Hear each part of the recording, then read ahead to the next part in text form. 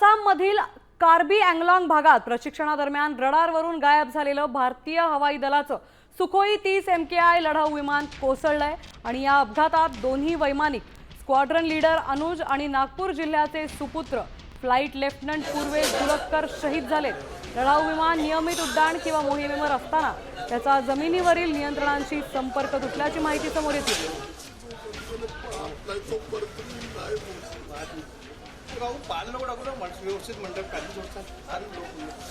दरम्यान आतापर्यंत सुखोई विमानाचे कधी आणि कुठे अपघात झाले त्याचा इतिहास पाहूयात ग्राफिक्सच्या माध्यमातून।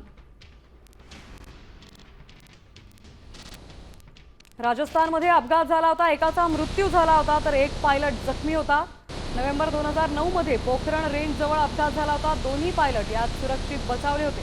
डिसेंबर 2011 मध्ये पुण्यात अपघात झाला होता, दोन्ही पायलट यात सुरक्षित होते। तर फेब्रुवारी 2013 मध्ये पोखरण आणि जैसलमेरमध्ये रेंजमध्ये अपघात झाला होता। ऑक्टोबर 2014 मध्ये पुण्याजवळ अपघात झाला होता।